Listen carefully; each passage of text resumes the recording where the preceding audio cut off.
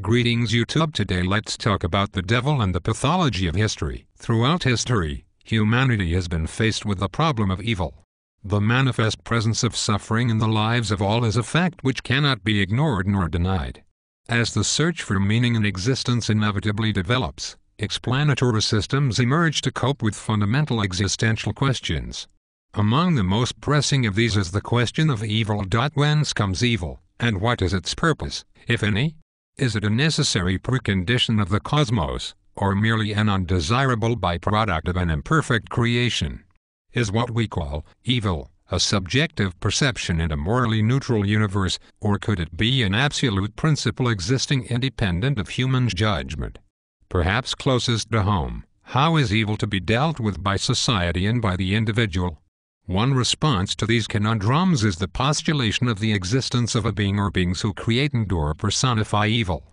While the figure of the Christian devil, Satan, most clearly exemplifies the anthropomorphic concept of evil, there are numerous examples of gods or spirits from widely divergent cultures who share some of these most prominent characteristics.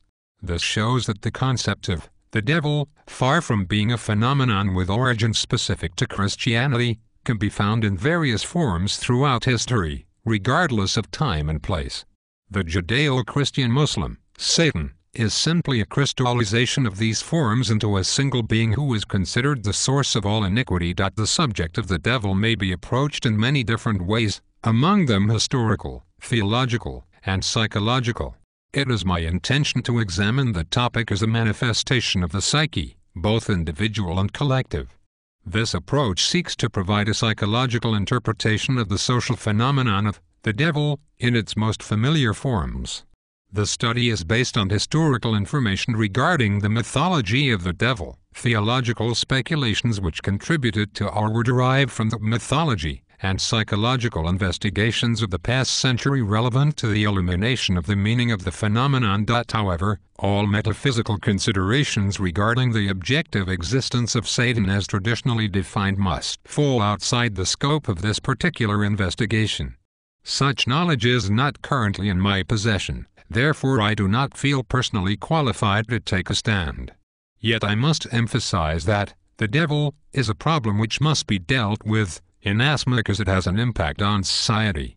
Ideas are as real as material objects. They participate in the scheme of things just as surely as do matter and energy. The birth of the filth evil deity known as the devil is not universal, but certain characteristics of his can be found in the gods of every religion.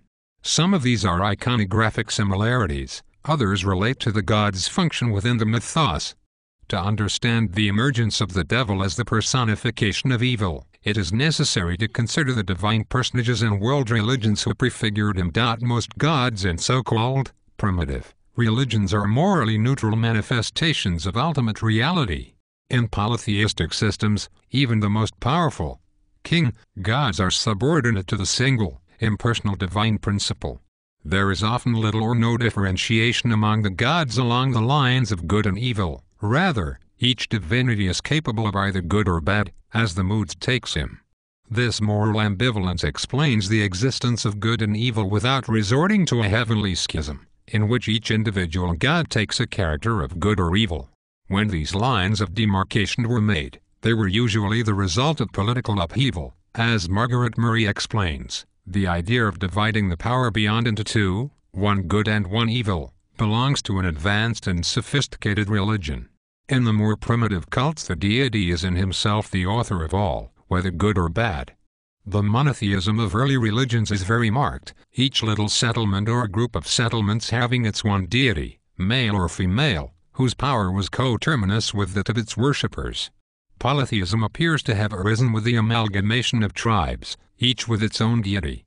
When a tribe whose deity was male coalesced with a tribe whose deity was female, the union of the peoples was symbolized by the marriage of their gods. When by peaceful infiltration a new god ousted an old one, he was said to be the son of his predecessor.